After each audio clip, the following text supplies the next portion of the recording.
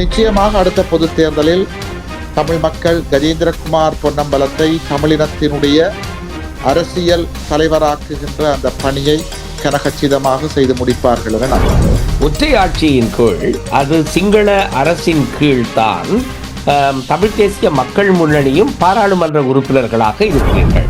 இங்க நாங்கள் எந்த கட்டமைப்புக்குள்ள போறோம் என்றது முக்கியம் இல்லை. அந்த கட்டமைப்புக்குள் போய் நாங்கள் என்னத்தை கதைக்கின்றோம், என்னத்தை செயற்படுகின்றோம் என்பதுதான் இங்க முக்கியம். தமிழ் தேசிய கூட்டமைப்பை சேர்ந்த சம்பந்தன் ஐயா கூட விடுதலை புலிகள் தான் தமிழ் மக்களுடைய ஏக பிரதிநிதிகள் என்று பாராளுமன்றத்திலேயே குறிப்பிட்ட நினைவு எனக்கு இருக்கிறது. இப்ப ரணில் விக்ரமசிங்கவுக்கு தேவையா இருக்கிறது ஒரு தமிழ் பொது வேட்பாளர் போட்டியிட வேணும். அவர்கள் பகிஷ்கரித்தால் என்ன, பொது வேட்பாளரை நிறுத்தினால் என்ன என்ற இடத்தில் பொது வேட்பாளர் என்பது ஒரு செய்தியை கொடுக்கும் என்கின்ற ஒரு நிலைப்பாடு தான் இருக்கிறது. பகிஷ்கரிக்கின்ற முறை பாதுகாப்பானது, ஆனால் பொது வேட்பாளரிலே பல ஆபத்துக்கள் இருக்கிறது. நிபந்தனைகள் வைத்து பேச்சுவார்த்தை நடத்துகிற பொழுது தமிழீழ விடுதலை புலிகளிடம் பார்கெனிங் பவர் இருந்தது. சுலோக தமிழ் தேசிய கூட்டமைப்பும் அதனுடைய தலைவர் சம்பந்தரும் சலுகைக்கு விலை போய் தமிழினத்தை அடகு வச்சு விட்டார். பொது வேட்பாளராக இருந்தால் என்ன, பகிஷ்கரிப்பாக இருந்தால் என்ன, மக்களை தயார்படுத்துவதற்கு அல்லது மக்களை இதற்கு இணங்க வைப்பதற்கு எந்த அளவு முயற்சிகள் எடுக்கப்பட வேண்டும். இது ஒத்துழைக்காட்டி எந்த ஒன்றுமே வெற்றியளிக்க போறையில எழுதி வையும்போ அடுத்த 10 வருஷத்துல தமிழ் தேசியம் என்றது அழியப்போ. மக்கள் இயக்கம் ஒன்று உருவாக்கப்பட வேண்டும், கட்சிகள் அற்ற அல்லது கட்சி சார்பற்ற ஒன்று உருவாக்கப்பட வேண்டும் என்ற நிலைப்பாடு முன்னிலைப்படுத்தப்பட்டுத்தான் இப்பொழுது நகர்கிறது. அது தமிழரசு கட்சியா இருக்கலாம், புளொட்டா இருக்கலாம், டெலோவா இருக்கலாம், இபிஆர்எல்எஃபா இருக்கலாம், விக்னேஸ்வரனா இருக்கலாம், டக்ளஸா இருக்கலாம், அங்கஜனா இருக்கலாம். அரசுக்கு விலை போய்விட்டார்கள். அவர்கள் எவ்வாறு போராட வருவார்? எல்லா விடயங்களையும் எதிர்ப்பவர்களாக, எதிர்கருத்துக்களை தெரிவிப்பவர்களாக பார்க்கப்படுகிற ஒரு பார்வை இருக்கிறது. அந்த மக்களுக்கு உண்மையை சொல்லி வழிகாட்டுவதற்கு சிவில் அமைப்புகள் இல்லை, ஊடகங்கள் இல்லை, ஊடகவியலாளர்கள் இல்லை. இதற்குத்தான் இங்கே பற்றாக்குறை இருக்கிறது. மக்களிடம் உணர்வு இருக்கிறது. அந்த பாரதி ஒரு கனவு கண்டானே, தேமதுர தமிழோசை உலகமெல்லாம் பரவும்படி செய்தல் வேண்டும் என்று. அந்த கனவை ஆஸ்திரேலியா நாட்டில் இன்று நனவாக்கும் இன்பத் தமிழ் வானொலியே, உனக்கென் வாழ்த்துக்கள். அன்பு தமிழ் உறவுகளே, உங்கள் அனைவருக்கும் அன்பான வணக்கம். இன்றைய சந்திப்பரங்கத்தில் நாம் சந்திக்கவிருப்பவர் தமிழ் தேசிய மக்கள் முன்னணியின் ஊடக பேச்சாளர் சட்டத்தரணி சுகாஷ் அவர்கள். அங்கு இப்பொழுது மின்சாரம் தடைப்பட்டிருக்கின்ற காரணத்தினால் அவர் ஒளி வடிவில் கலந்து கொள்ளவில்லை என்பதை முன்கூட்டியே நேயர்களுக்கு தெரிவித்துக் கொண்டு, வணக்கம் திரு சுகாஸ் அவர்களே. வணக்கம். சுகாஸை பற்றி பலருக்கு நன்றாக தெரிந்தாலும் கூட உங்களுடைய அரசியல் பிரவேசம் என்பது எப்படி ஆரம்பித்தது, தமிழ் தேசிய மக்கள் முன்னணியோடு நீங்கள் இணைந்து கொண்ட காலத்தை ஒரு சுருக்கமான அறிமுகமாக தாருங்களேன். பாடசாலை காலத்திலிருந்து தமிழ் தேசிய விடுதலை போராட்டத்தின் மீதும் தேசிய தலைமை மீதும் அபரிமிதமான ஒரு பற்றும் ஈர்ப்பும் இருந்தது. அந்த வகையில் ஆயுத போராட்டம் மௌனிக்கப்பட்டதன் பிற்பாடு தமிழ் தேசிய கொள்கையின் பால் பயணிக்க விரும்பியிருந்தேன். அந்த சரியான கொள்கையின் பால் பயணிப்பவர்கள் யார் என்று நுணுக்கமாக ஆராய்ந்த பொழுது தமிழ் தேசிய மக்கள் முன்னணி தலைமையிலான கஜேந்திரகுமார் பொன்னம்பலம் தலைமையிலான இந்த கட்சி தான் தமிழ் தேசியத்தின் பாதையில் தேசிய தலைமை காட்டிய வழியில் பயணிப்பதாக உணர்ந்து 2010 முதல் தமிழ் தேசிய மக்கள் முன்னணியோடு பயணித்து வருகிறேன். தமிழ் தேசிய மக்கள் முன்னணியினுடைய செயல்பாடுகள், அதுவும் நீண்ட கால போராட்டத்தின் மத்தியில் தங்களுடைய தனித்துவமான கொள்கை பிடிப்பான நிலைப்பாடுகளை முன்வைத்து 10 ஆண்டுகளுக்கு பின்னரே 2 ஆசனங்களை மக்கள் ஆதரவை பெறக்கூடியதாக இருந்தது. ஆனால் தற்பொழுது நிலைமை அதை விட வித்தியாசமான வகையிலே மக்கள் ஆதரவு தளம் என்பது அதிகரித்திருப்பது போன்ற விடயங்களை நீங்களும் தெரிவித்து வருகிறீர்கள். அந்த ஒப்பீட்டை அல்லது அந்த கணக்கீட்டை பற்றி உங்களுடைய பார்வை என்ன? தமிழ் தேசிய மக்கள் முன்னணி சரியான கொள்கையின் பால் பயணித்து வருவதால் மக்களும் தமிழ் தேசிய மக்கள் முன்னணியை ஏற்று அங்கீகரித்து வருகின்ற போக்கும் அதிகரித்து வருகிறது. 2010 தமிழ் தேசிய மக்கள் முன்னணி போட்டியிட்ட முதலாவது பாராளுமன்ற தேர்தலில் வெறும் 6500 வாக்குகளையும் 2015 ஆண்டு பொது தேர்தலில் 15,000 வாக்குகளையும் 2020 ஆண்டு பொது தேர்தலில் 1,00,000க்கும் அதிகமான வாக்குகளையும் பெற்று ஆரோகணத்தில், அதாவது வளர்ச்சி பாதையில் பயணிக்கின்ற ஒரே ஒரு தமிழ் தேசிய கட்சியாக காணப்படுகின்றது. நிச்சயமாக அடுத்த பொது தேர்தலில் தமிழ் மக்கள் கஜேந்திரகுமார் பொன்னம்பலத்தை தமிழினத்தினுடைய அரசியல் தலைவராக்குகின்ற அந்த பணியை கனகச்சிதமாக செய்து முடிப்பார்கள் என நம்புகிறேன். இந்த வளர்ச்சிக்கு அல்லது இந்த மாற்றத்திற்கு காரணம் தமிழ் தேசிய பற்று என்பது இன்னமும் வடக்கு கிழக்கு மக்களிடம் அதிகமாக இருக்கிறது என்று கருதுகிறீர்களா, அல்லது மற்றைய தமிழ் தேசியம் பேசுகின்ற கட்சிகளுடைய செயல்பாடுகள் அந்த மாற்றத்தை ஏற்படுத்தி இருக்கிறது என்பது உங்கள் கணிப்பா? உண்மையை சொல்ல போனால் தமிழ் மக்களிடம் தமிழ் தேசியம் அவர்களுடைய இரத்தத்தோடு கலந்த ஒரு விடயம். ஏனென்றால் எங்களுடைய விடுதலை போராட்டம் தேசிய தலைவர் அவர்களுடைய சிந்தனையின் அடிப்படையில் இரத்தத்தையும் சதையையும் உரமாக போட்டு வளர்க்கப்பட்டது. 50,000 மாவீர செம்மல்களை விதைத்திருக்கிறோம். 1,46,700க்கும் அதிகமான பொதுமக்களை நாங்கள் இழந்திருக்கின்றோம். அந்த தியாகங்களின் மீதுதான் எங்களுடைய போராட்டம் கட்டியெழுப்பப்பட்டது. ஆனால் துரதிருஷ்டவசமாக ஆயுத போராட்டம் மௌனிக்கப்பட்டதற்கு பிற்பாடு தமிழ் தேசிய அரசியல் இவற்றையெல்லாம் நிராகரித்து வந்ததோ அத்தனையையும் தமிழ் தேசிய கூட்டமைப்பு செய்தது. அதாவது தமிழ் தேசிய கொள்கை சிங்க கொடியை நிராகரிக்கிறது. ஆனால் அந்த சிங்க கொடியை தமிழ் தேசிய கூட்டமைப்பினுடைய தலைவரான சம்பந்தரையா தூக்கி பிடிக்கிறார். சுதந்திர தினத்துக்கு போறதில்லை என்றது எங்களுடைய கொள்கை நிலைப்பாடு. தமிழினத்துக்கு சுதந்திரம் கிடைக்கின்ற வரை இலங்கையினுடைய சுதந்திர தின கொண்டாட்டங்களிலோ அல்லது இலங்கையினுடைய தேசிய கொடியை நாங்கள் ஏற்றுவதில்லை என்பது எங்களுடைய தமிழ் தேசிய நிலைப்பாடு. ஆனால் அவற்றுக்கு மாற்றாக அந்த சுதந்திர தினத்துக்கு போய் அரசோடு சேர்ந்து இந்த தமிழ் தலைமைகள் செயற்பட வலிக்கிட்ட காரணத்தினால் மக்கள் மத்தியில் ஒரு பெரிய மயக்கம் ஏற்பட்டது. அதாவது தமிழினத்தினுடைய தலைவராயிருக்கிற சம்பந்தர் ஐயாவே சிங்க கொடியை தூக்கி பிடிக்கிறார் ரணிலோட சேர்ந்தால் தாங்களும் பிடிச்சா என்னென்ற ஒரு மாயைக்குள்ளே தமிழ் மக்களை இவர்கள் திட்டமிட்டு கொண்டு போய் சிதைத்து விட்டார்கள். அந்த சிதைவிலிருந்து படிப்படியாக ஆயுத போராட்டம் மௌனிக்கப்பட்டதற்கு பிறகு கஜேந்திரகுமார் பொன்னம்பலம் தலைமையிலான தமிழ் தேசிய மக்கள் முன்னணி தான் தமிழ் தேசியத்தை தக்க வைக்கின்ற பணியை செய்து வருகிறது. உண்மையில் இதில் பாரிய பின்னடைவுகளும் மக்கள் மத்தியில் குழப்பங்களும் தமிழரசு கட்சி, தமிழ் தேசிய கூட்டமைப்பு மற்றும் ஏனைய தரப்புகளால் திட்டமிட்டு ஏற்படுத்தப்பட்டு வருகிறது. கடந்த முறை 2-3 நாளைக்கு முதல் ரணில் விக்ரமசிங்க வடக்குக்கான பயணத்தை மேற்கொண்ட பொழுது இந்த தமிழ் தலைவர்கள் சுமந்திரனாகட்டும் சித்தார்த்தனாகட்டும் சகல தலைவர்களும் போய் ரணிலோடு சேர்ந்து, செல்வம் அடைக்கலநாதனாகட்டும் சேர்ந்து ரணிலோடு நின்று அவர்கள் அரசை காப்பாற்றுகின்ற வேலையை செய்கிறார்கள். ஆகவே இங்கு தமிழ் தலைமைகள் தமிழ் தேசியத்தை சிதைப்பதற்கு திட்டமிட்டு செயற்படுகிறார்கள். இந்த திட்டமிட்டு செயற்படுகின்ற இவர்களுடைய செயற்பாடுகளுக்கு எதிராகத்தான் தமிழ் தேசிய மக்கள் முன்னணி போராடி தமிழ் தேசியத்தை தக்க வைப்பதற்கு போராடி கொண்டிருக்கிறது.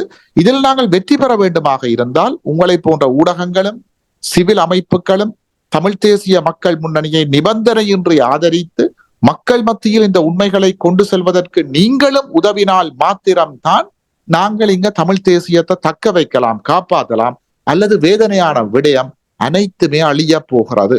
சரி, நீங்கள் குறிப்பிடுகின்ற அந்த ஆதரவு தளம் என்பதும் நீங்கள் குறிப்பிட்ட அரசோடு அல்லது ஜனாதிபதி வருகிற பொழுது அவரோடு சேர்ந்து நிற்கிறார்கள், சிங்கக்கொடியை பிடிக்கிறார்கள் என்றெல்லாம் நீங்கள் அவ்வப்பொழுது குற்றம் சாட்டி வருகிறீர்கள். இந்த குற்றச்சாட்டுக்கள் மத்தியில் இன்னும் ஒரு பக்கம் பார்வை இருக்கிறது. அதாவது ஒற்றை ஆட்சியின் கீழ், அது சிங்கள அரசின் கீழ்தான் தமிழ் தேசிய மக்கள் முன்னணியும் பாராளுமன்ற உறுப்பினர்களாக இருக்கிறீர்கள். அதே வேளையில் தமிழர்களுக்கான ஒரு தீர்வு என்பது அந்த நாட்டில் அரசாட்சி செய்து கொண்டிருப்பவர்களோடு பேச வேண்டும் அல்லது அவர்களிடமிருந்து பெற வேண்டும் என்கின்ற ஒரு காரணம், அல்லது உலகத்திற்கு இல்லை, அந்த காரணத்தையே உங்களிடம் கேட்கிறேனே. அதாவது அப்படியான ஒரு கருத்தியலோடு இருக்கிற தமிழ் தேசிய மக்கள் முன்னணி ஏன் அரசியலில் பாராளுமன்ற பிரதிநிதித்துவத்தை வைத்திருக்கிறது என்ற கேள்வி கேட்டால், தமிழீழ விடுதலை புலிகளினுடைய விடுதலை போராட்டம் நடைபெற்ற காலத்தில் தமிழீழ விடுதலை புலிகளும் இதே ஒற்றையாட்சிக்கு கீழ் வருகின்ற பாராளுமன்றத்திற்குத்தான் தமிழ் தேசிய கூட்டமைப்பாக எல்லா கட்சிகளையும் சேர்த்து பாராளுமன்றத்துக்கு அனுப்பியிருந்தார்கள். இங்க நாங்கள் எந்த கட்டமைப்புக்குள்ள போறோம்ன்றது முக்கியம் இல்லை. அந்த கட்டமைப்புக்குள் போய் நாங்கள் என்னத்தை கதைக்கின்றோம், என்னத்தை செயற்படுகின்றோம் என்பதுதான் இங்க முக்கியம். தமிழ் தேசிய மக்கள் முன்னணி ஒற்றையாட்சி கட்டமைப்புக்குள்ள இருக்கிற பாராளுமன்றத்துக்குள்ள போய் ஒற்றையாட்சி தமிழர்களுக்கு தீர்வு இல்லை, சமஷ்டிதான் வேண்டும் என்று கேட்கிறது. ஆனால் ஏனைய தமிழ் கட்சிகள் அனைத்தும் ஒற்றையாட்சிக்குட்பட்ட பாராளுமன்றத்துக்குள்ள போய் ஒற்றையாட்சியை ஏற்று ஏக்கிய ராஜ்ய யாப்பில் கையொப்பம் வைத்து விட்டார்கள். ஆகவே நாங்கள் இங்கு செயற்பாடுகளை பார்க்க வேண்டுமே தவிர கட்டமைப்புகளை பார்க்க கூடாது.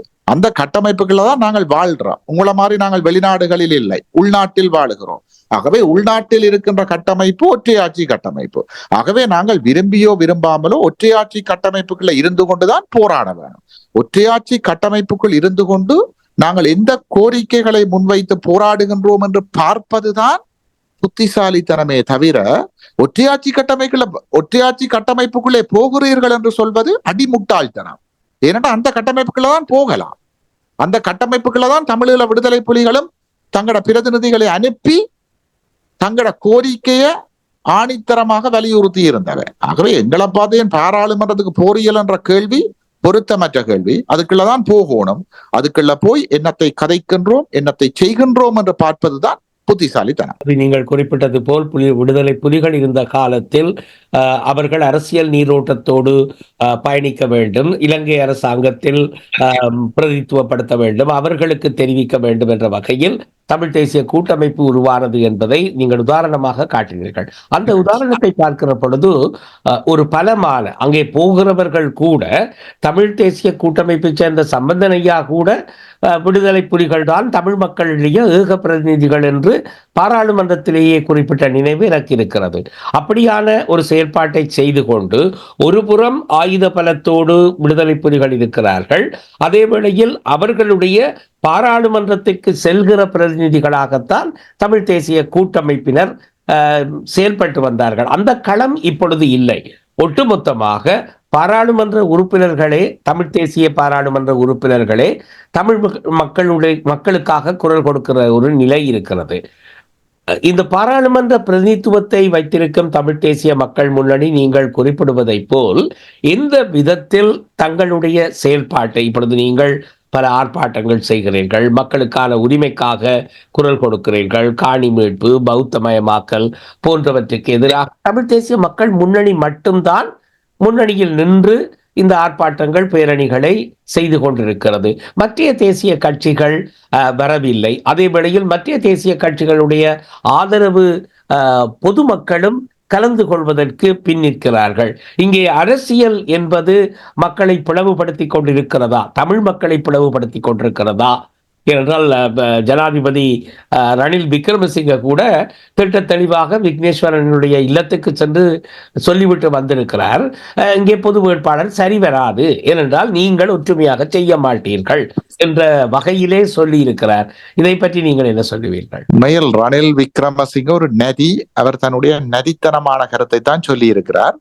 ரணில் விக்ரமசிங்கவினுடைய கொள்கைகளை வடக்கு கிழக்கிலே முன்னெடுக்கின்ற ஒரு முகவராகத்தான் தற்பொழுது விக்னேஸ்வரன், மணிவண்ணன் அவருடைய கட்சியை போன்றவர்கள் செயற்பட்டு வருகிறார்கள்.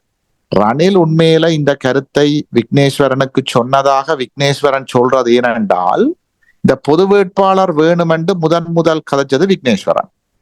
அவர் அவ்வாறு கதைப்பதற்கு முதல் நாள் வரைக்கும் ரணில் விக்ரமசிங்க ஜனாதிபதி மாளிகையில பகலும் இரவும் ஜனாதிபதியோட கூடி குலாவி ஜனாதிபதிக்கு IMF கிட்ட இருந்து கடனை பெற்றுக் கொடுக்கறதுக்காண்டி பேச்சுவார்த்தை நாடகத்தை எல்லாம் ஆடின ஒருவர்.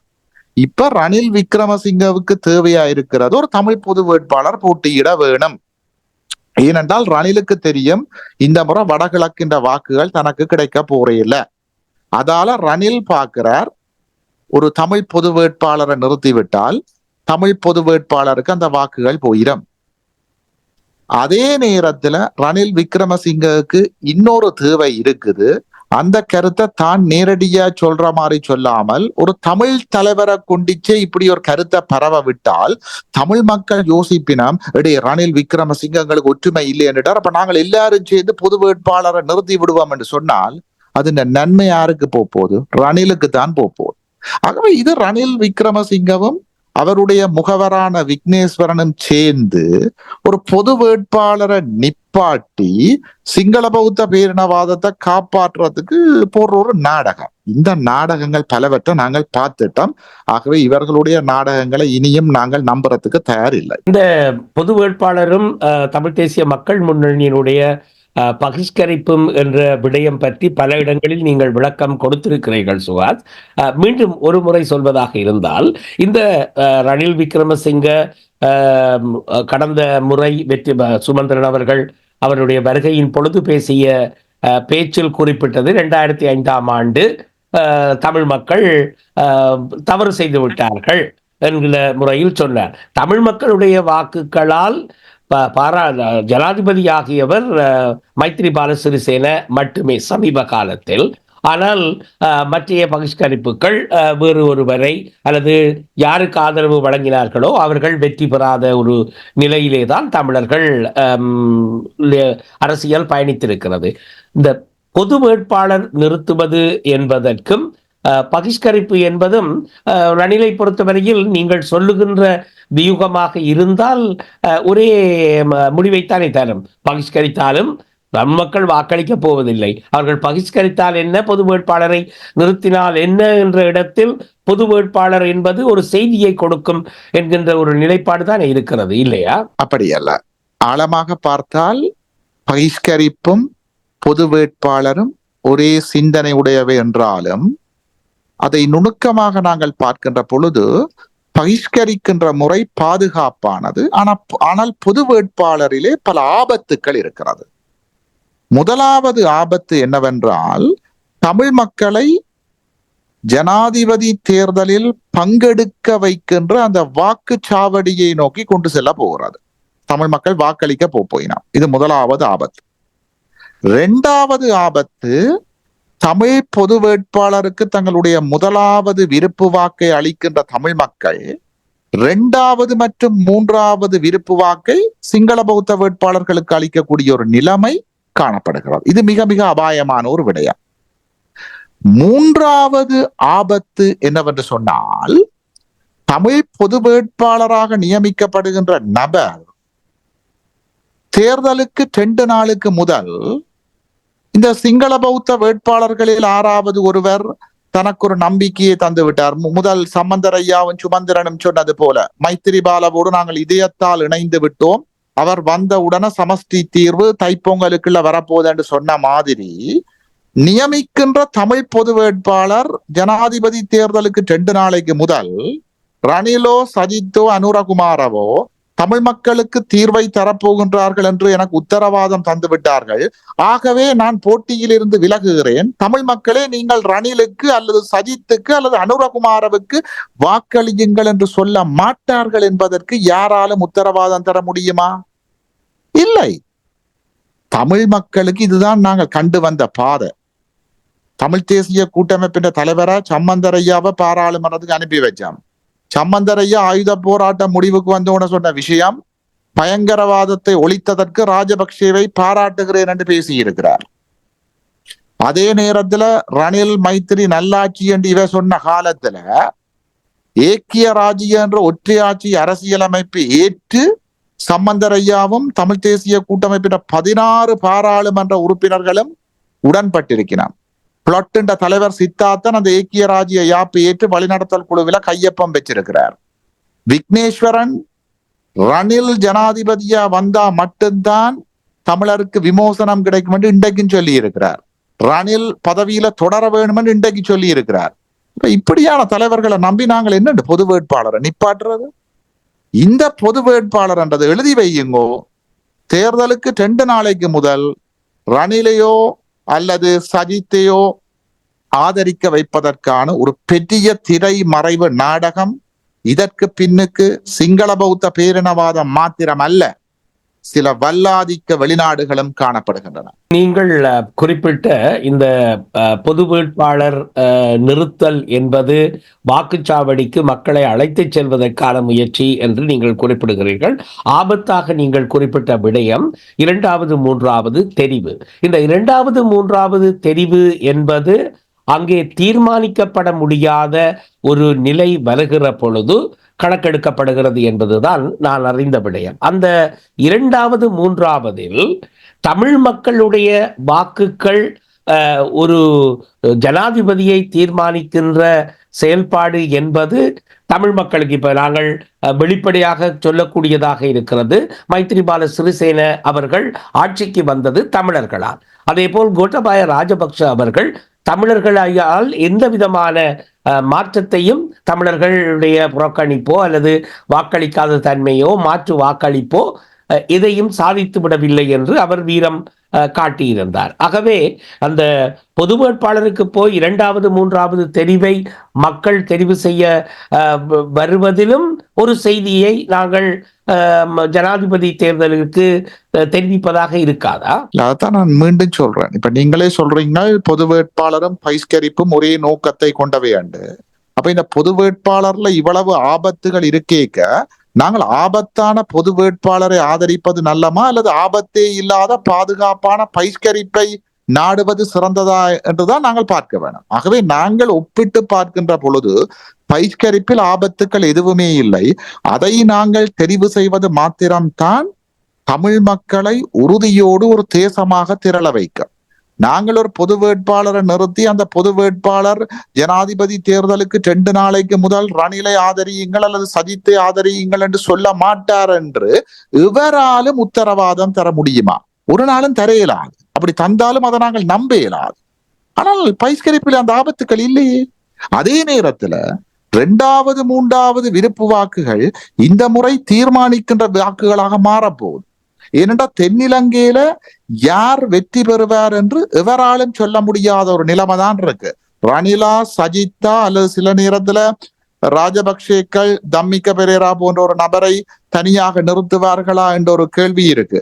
அதே நேரத்துல ஜேவிபி அனுரகுமார திசாநாயக்காவினுடைய வாக்கு வங்கி அதிகரித்திருப்பதாக சொல்லப்பட்டிருக்கு. ஆகவே முதலாவது வாக்கெடுப்பில் எந்த ஒரு வேட்பாளருமே 50% அதிகமான வாக்குகளை பெறாத பொழுது 2வது 3வது விருப்பு வாக்குகள்லாம் நின்றுபட போகுது. ஆகவே அங்கு தமிழ் மக்களினுடைய வாக்குகள் அளிக்கப்பட்டிருக்குமாக இருந்தால் சிங்கள பௌத்த பேரினவாதம் தான் எதிர்பார்த்த இலக்கை அடைந்துவிடும். அதை அடைய வைப்பதற்குத்தான் விக்னேஸ்வரன் போன்ற அரசினுடைய முகவர்கள் தலையாலே கிடங்கு கிண்டி கொண்டிருக்கிறார்கள். ஆகவே நாங்கள் அரசியல்ல ஒரு 15 வருடமாக ஆயுத போராட்டத்துக்கு பின்னுக்கு செயற்பட்டு வாரோம். இந்த 15 வருடங்களாக நாங்கள் சொன்ன எதுவுமே தவறையில. இந்த முட்டாள்கள் 2010 ராஜபக்சேக்களை எதிர்த்து அந்த ராஜபக்சேக்களுக்கு கீழே தளபதியாக இருந்த சரத் பொன்சேகாவை ஆதரிச்சவர்கள். அப்பவும் நாங்கள் பகிஷ்கரிக்கத்தான் சொன்னாங்க. 2015 மைத்திரிபாலவை ஆதரிச்சு இதயத்தால் இணைந்து விட்டோம் என்று நாடகம் ஆடினவர்கள். மைத்திரி வந்தும் ஒன்று நடக்கையில. மீளவும் கோத்தபாயவை எதிர்த்து சஜித்துக்கு வாக்களிக்க சொல்லி அழிஞ்சு போய் இருக்கிறான். திரும்பவும் ஒரு தடவை பாழும் கிணத்துக்குள்ள விழாமல் எங்கட அபிலாஷைகளை சிங்கள பௌத்த வேட்பாளர்கள் ஏற்கின்ற வரை வடகிழக்கிலிருந்து ஒரு தமிழ் வாக்கு தன்னம் சிங்கள பௌத்த வேட்பாளர்களுக்கு விழ மாட்டாது என்ற ஒரு செய்தியை சொல்ல வேண்டுமாக இருந்தால் அதற்கு உரிய அபாயமில்லாத பாதுகாப்பான பொறிமுறை பகிஷ்கரிப்பு மட்டும்தான். இலங்கையின் ஜனாதிபதி அல்லது சிங்கள ஜனாதிபதி 2 விதமாக இந்த விடயம் பொதுமக்களால் பார்க்கப்படுகிறது, விமர்சகர்களால் விமர்சிக்கப்படுகிறது. இலங்கை ஜனாதிபதிக்கான தேர்தல் நடைபெறுகிறது. ஆனால் இந்த பகிஷ்கரிப்பு மூலமும் பொது வேட்பாளர் மூலமும் தமிழ் மக்கள் சொல்ல போகின்ற செய்தியாக இது சிங்கள ஜனாதிபதி என்ற ஒரு கோஷம் அல்லது ஒரு பரப்புரை செய்யப்படுகிறது அல்லது பேசப்படுகிறது. இந்த இடத்தில் சிங்கள ஜனாதிபதியாக ஒரு ஜனாதிபதி தெரிவு செய்யப்பட்டு சிங்கள பாராளுமன்றத்தில் தமிழ் தேசிய பாராளுமன்ற உறுப்பினர்கள் அங்கே பயணிப்பது என்பது எந்த விதத்தில் ஒன்றோடு ஒன்று முரண்படாமல் பயணிக்க முடியும் என்று நீங்கள் கருதுகிறீர்கள்? பாராளுமன்றத்தில் எங்களுடைய பிரச்சனைகளை பாராளுமன்ற சபைக்கு சொல்லுகிறோம். அவர்கள் அதை எந்த விதத்திலும் கரிசனையாக எந்த ஒரு கோரிக்கைகளும் பெரிதாக அங்கே தீர்மானங்களோ அல்லது மாற்று விடயங்களோ செய்ததாக இதுவரை சரித்திரம் இல்லை. அவ்வப்பொழுது பேச்சுவார்த்தைக்கு கூப்பிடுவார்கள். அதிலும் தமிழ் தேசிய மக்கள் முன்னணி கலந்து கொள்ளாது. இந்த நிலையில் பாராளுமன்ற அங்கத்துவத்தின் மூலம் தமிழ் தேசிய மக்கள் முன்னணி இதனை சாதிக்க போகிறது என்ற கேள்வி நியாயமான கேள்விதானே? தமிழ் தேசிய கூட்டமைப்பு ரணிலோடும் மைத்திரியோடும் நாங்கள் ஒப்பந்தம் போட்டு நிபந்தனைகளை சொல்ல தேவையில்லை. ஏனென்றால் நாங்கள் இதயத்தால் இணைந்து விட்டோம். ஒரு காதலர்களைப் போல நாங்கள் இதயத்தால் இணைஞ்சு விட்டோம். மைத்திரிக்கு வாக்களியுங்கள், அவர் ஜனாதிபதியானோன தைப்பொங்கலுக்குள்ள தீர்வு வரும், பிறகு தீபாவளிக்குள்ள தீர்வு வரும் என்றெல்லாம் சொல்லிக்க தமிழ் மக்களுக்கு ஒன்றும் நடக்கல. ஆகவே அப்பவே நடக்காமல் விட்டுட்டு இதயத்தால இணையேக்க. ஆகவே நாங்கள் இப்ப பைஸ்கரிக்கிறதாலதான் நடக்காமல் விட போதண்டு இல்லை. அது எப்படி நடந்தாலும் ஒரு சர்வதேச விசாரணை நடக்காமல் இஞ்சி ஒன்றும் நடக்காது. இது முதலாவது விஷயம். நாங்கள் சர்வதேச விசாரணைக்கான நகர்வுகளை எடுக்கணுமே தவிர ரணிலையோ மைத்திரியோ சஜித்தையோ முட்டாள்தனமாக ஆதரிக்கிறதாலே ஒன்றும் நடக்க போறதில்லை. இது முதலாவது விஷயம். இரண்டாவது விஷயம், நீங்கள் கேட்டிருந்தீங்கள் சிங்கள ஜனாதிபதியை எதிர்த்து விட்டு நீங்கள் எவ்வாறு பாராளுமன்றத்துக்குள்ள போய் என்னத்தை செய்ய போறீங்கள். 2005 தமிழீழ விடுதலை புலிகள் பகிஷ்கரித்து சிங்கள ஜனாதிபதியை எதிர்த்து தமிழ் தேசிய கூட்டமைப்பினுடைய பிரதிநிதிகளை பாராளுமன்றத்துக்கு அனுப்பி என்னத்தை செய்தார்களோ அதைத்தான் நாங்களும் செய்ய போகிறோம். தமிழீழ விடுதலை புலிகள் இருந்த காலத்தில், பலத்தோடு இருந்த காலத்திலும் கூட பேச்சுவார்த்தைகள் என்கின்ற விடயத்தில் தமிழீழ விடுதலை புலிகள் இணங்கி இருந்தார்கள். பேச்சுவார்த்தையையும் அவர்கள் உள்வாங்கி இருந்தார்கள். அதற்கும் நீங்கள் சொல்லுவதற்கும் என்ன வித்தியாசம்? அதாவது அடித்து அப்படியே எங்கட நாட்டை நாங்கள் பறிக்கலாம், இராணுவ பலத்தோடு பறிக்கலாம் என்று முயற்சி செய்து கிட்டத்தட்ட ஒரு தமிழ் ஈழத்தையே நிர்வகித்து காட்டிய தேசிய தலைவர் பேச்சுவார்த்தை என்று வருகிற பொழுது, சர்வதேச மத்தியஸ்துவம் என்று வருகிற பொழுது, சர்வதேச தரப்புகள் வந்து பேசுகிற பொழுது அந்த பேச்சுவார்த்தைக்கும் சென்றார் இல்லையா? அங்கே ஒரு இணக்கப்பாடு இருந்தது தானே. ஒப்பந்தங்கள் கூட கைச்சாத்திடுவதற்கு நடவடிக்கைகள் எடுக்கப்பட்டது தானே. அப்படி என்றால் அது இணக்கம், சிங்கள அரசோடு இணங்கிவிட்டார் என்று நாங்கள் கருத முடியாது இல்லையா? நாங்களும் பேச்சுவார்த்தைக்கு வரமாட்டோம் என்று சொல்லவில்லையே. எங்களுடைய நிபந்தனைகளை ஏற்றால் பேச்சுவார்த்தைக்கு வருகின்றோம் என்றுதான் சொல்லுகிறோம். ஆனால் துரதிருஷ்டவசமாக சிங்கள பௌத்த பேரினவாதம் தமிழ் மக்களினுடைய எந்த ஒரு கோரிக்கையையும் ஏற்பதற்கு தயாராக இல்லை. கோரிக்கை வைத்து பேச்சுவார்த்தை செய்யவில்லை, பேச்சுவார்த்தையில் கோரிக்கைகளை முன்வைத்தார்கள். அப்படித்தானே பார்க்க வேண்டும். அப்படியல்ல. தமிழீழ விடுதலை புலிகள் இல்லை. தமிழீழ விடுதலை புலிகள் பேச்சுவார்த்தை ஆரம்பிக்க வேண்டுமாக இருந்தால் என்னென்ன விடயங்கள் நடைபெற வேண்டும் என்ற நிபந்தனைகளை முன்வைத்து அந்த நிபந்தனைகள் பூர்த்தி செய்யப்பட்டபடியால் தான் பேச்சுவார்த்தைக்கு சென்றார்கள். உதாரணம் 1, ஏனையின் பாதை திறக்கப்பட வேண்டும் என்றார்கள். உதாரணம் 2, அரசியல் கைதிகளாக இருந்த சிலர் விடுவிக்கப்பட வேண்டும் என்றார்கள். உதாரணம் 3, தங்கள் சார்பில் கைது செய்யப்பட்டிருந்த சில நபர்களை விடுவிக்கப்பட வேண்டும் என்றெல்லாம் சொல்லி இருந்தார்கள். அவையெல்லாம் பூர்த்தி அடைந்த பிற்பாடுதான் அவர்கள் பேச்சுவார்த்தைக்கு சென்றார்கள். ஆகவே இங்கு உண்மைகளை மடமாற்றம் செய்து தமிழினத்திட்ட இருக்கிற கொஞ்ச நஞ்ச பலத்தையும் பேரம் பேசாமல் ரணிலிட்டையோ அல்லது சஜித்திட்டையோ கொண்டே அடகு வைக்கிறதுக்கு தான் ஒரு டீம் வேலை செய்யுது. அந்த டீம்ன்ற சதி வேலைக்குள்ள நாங்கள் விழ தயாரில்லை.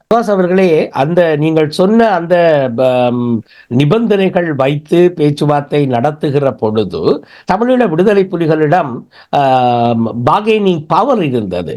இப்பொழுது எங்களிடம் அந்த பவர் துப்புரவாக இல்லையே. அப்படி என்றால் அதே அணுகுமுறையை நாங்கள் இப்பொழுது பின்பற்றுவது சரியாக இருக்கும். அதாவது ஒரு வெற்றியை நோக்கி, ஒரு இலக்கை நோக்கி, ஒரு லட்சியத்தை நோக்கி பயணிக்கிற பொழுது தாழ்ந்து போவது அல்லது அடங்கி போவது, அடங்கி இருந்து அதை பெற்றுக்கொள்வது என்கின்ற யுக்தி தவறானதா?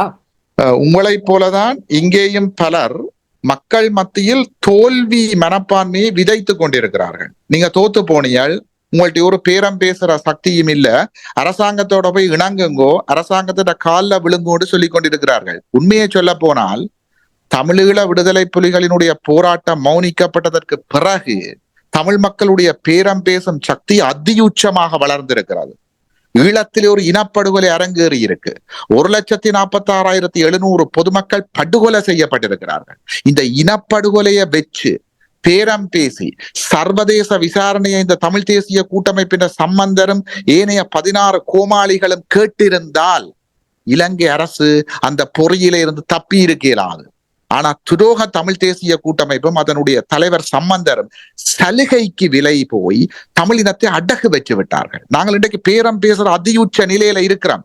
ஆனா உங்கள மாதிரி சில பேர் இஞ்சையும் இருந்து மக்களை ஒரு தோல்வி மனப்பான்மைக்குள்ள வச்சிருக்கிறபடியாத்தான் எங்கட பேரம் பேசுற நிலைய மக்கள் இன்றைக்கு உணராமல் இருக்கிறார்.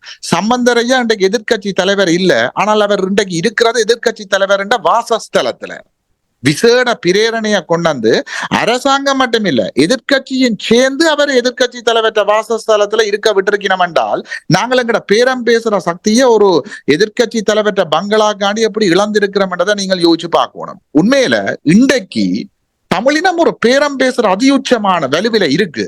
ஆனா அந்த வலுவை தமிழ் மக்கள் பயன்படுத்த கூடாது என்பதற்காகத்தான் சம்பந்தரையா, விக்னேஸ்வரன் போன்ற தலைமைகள் வளர்த்து விடப்பட்டிருக்கிறார்கள். அவர்களால் இயங்க முடியாவிட்டாலும் அரசாங்கம் அவர்களை இயங்க வச்சு கொண்டிருக்கு. ஆகவே தமிழினத்திற்கு ஒரு வலுவான பேரம் பேசுற சக்தி இருக்கு.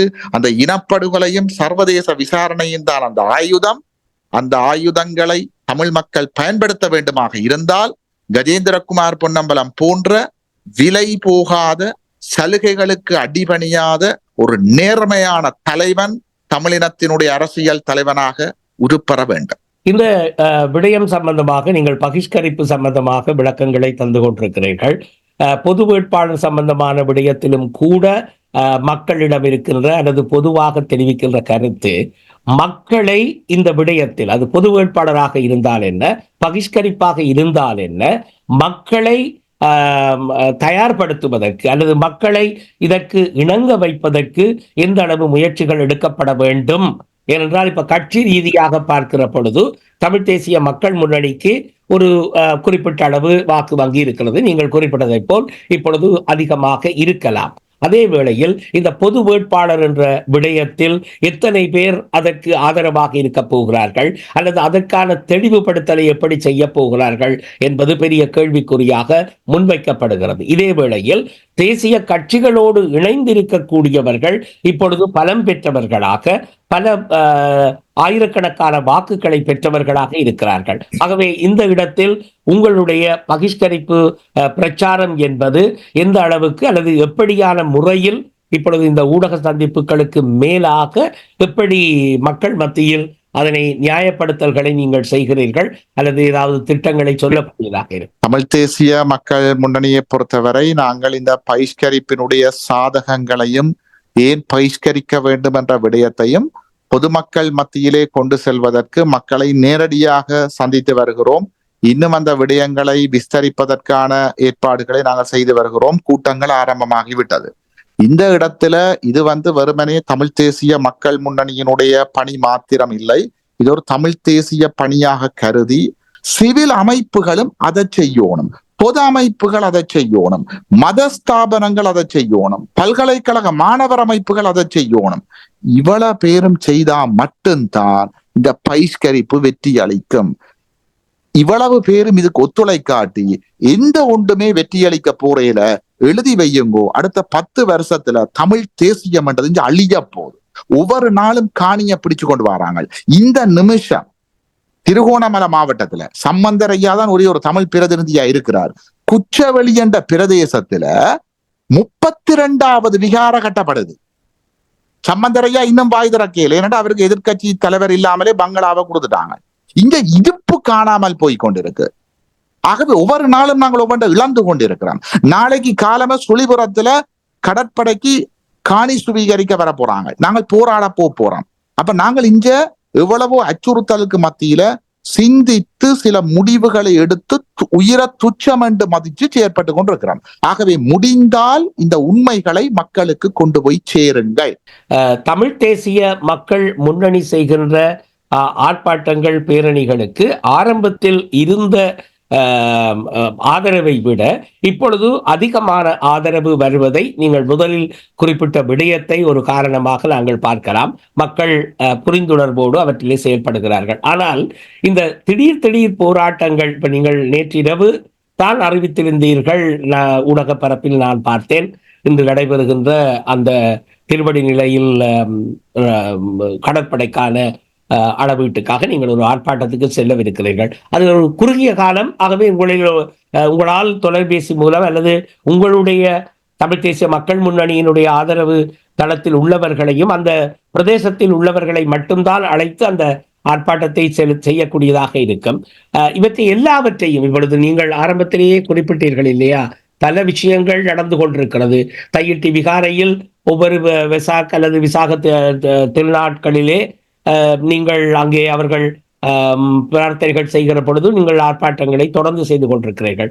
இவற்றை ஒருமைப்படுத்தி ஒருங்குபடுத்தி எல்லா கட்சிகளையும் அல்லது மற்றவர்களையும் ஒருங்கிணைத்து செய்கிற செயல்பாடுகளை இப்பொழுது சிவில் சமூகம், பொது கட்டமைப்பு என்ற ஒன்று, மக்கள் இயக்கம் ஒன்று உருவாக்கப்பட வேண்டும். கட்சிகள் அற்ற அல்லது கட்சி சார்பற்ற ஒன்று உருவாக்கப்பட வேண்டும் என்ற நிலைப்பாடு முன்னிலைப்படுத்தப்பட்டுத்தான் இப்பொழுது நகர்கிறது. இதை பற்றி, அதாவது அந்த பொது களம் என்பதும் அரசியல் பிரச்சாரம் அல்லது அரசியலுக்கான செயல்பாடாகவும் இது பார்க்கப்படுகின்ற அந்த பாகுபாட்டுக்கு உங்களுடைய பதில் என்னவாக? தமிழ் தேசிய மக்கள் முன்னணியை பொறுத்தவரை நாங்கள் தமிழ் மக்களினுடைய விடுதலைக்காக செயற்படுகின்ற ஒரு அரசியல் இயக்கம். நாங்கள் அனைவரும் தமிழ் தேசிய கொள்கையின் பால் செயற்பட வேண்டும் என்றுதான் விரும்புகிறோம்.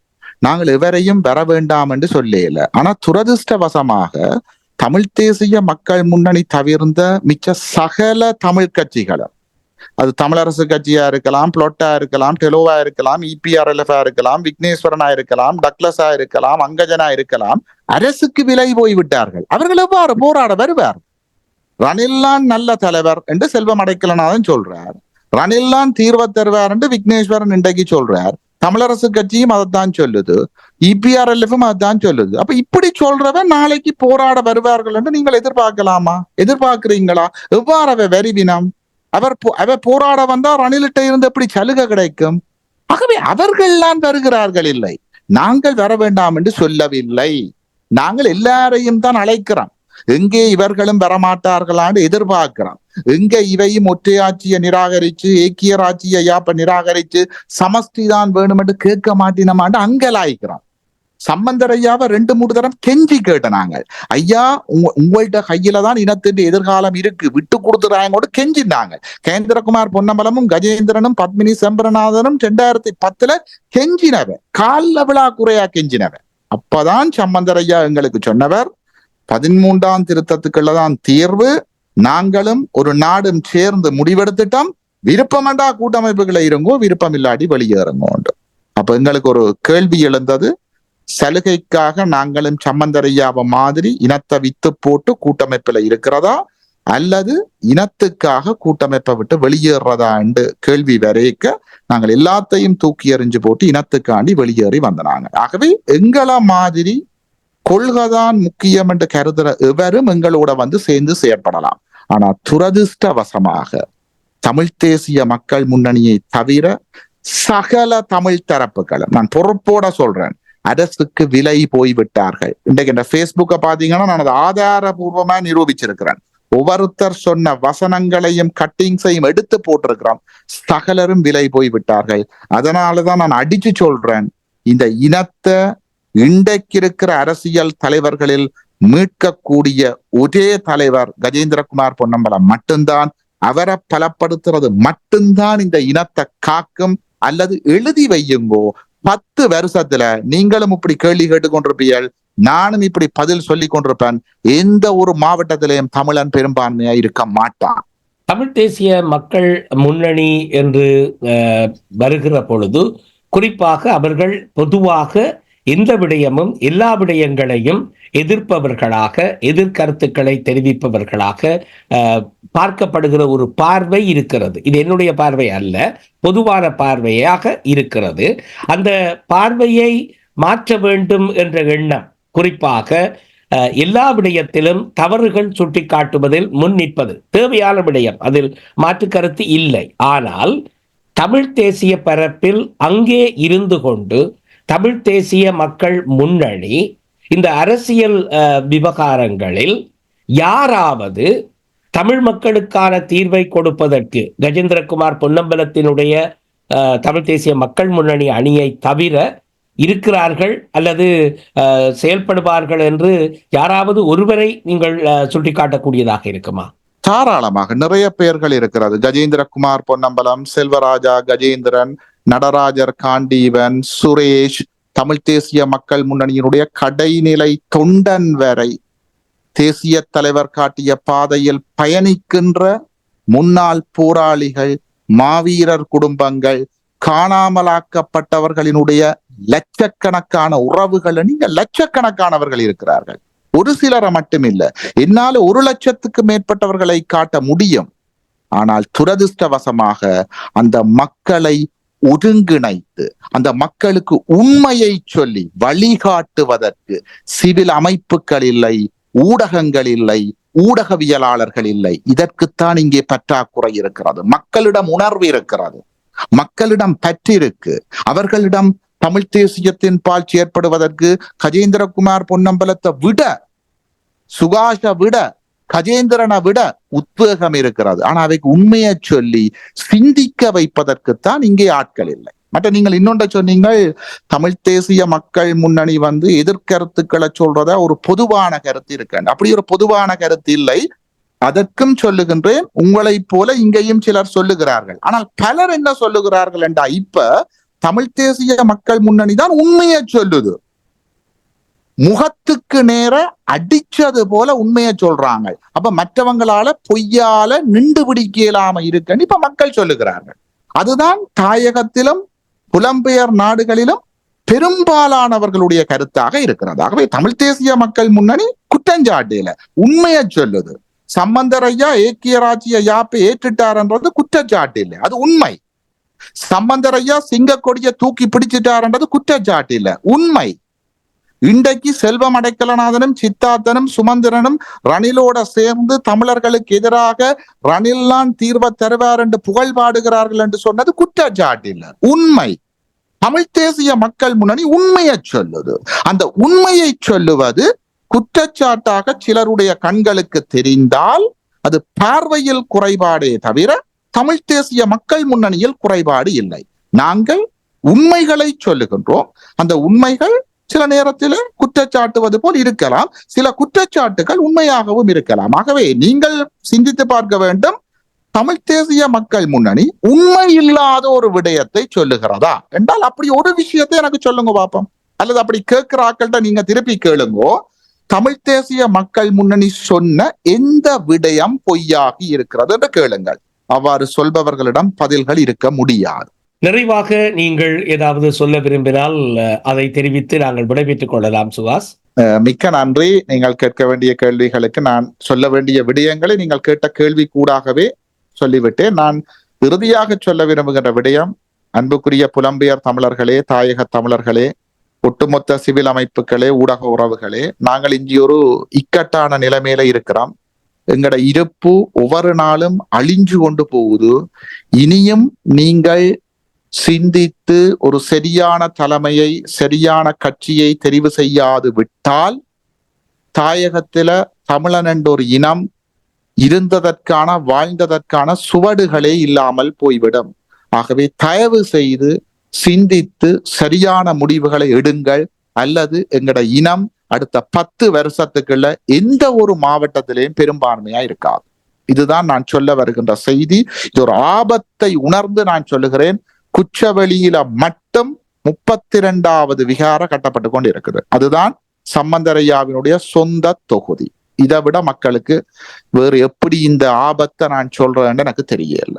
இந்த நன்றிகள் சுகாஸ். நன்றி, வணக்கம். நன்றி, நன்றி. எந்த பதில் சொன்னால் எதிரியின் மந்தம் நிறை காதில் எகிரிடும் எண்ணும் வழி சொன்ன எமதுயிர் தலைவோனே.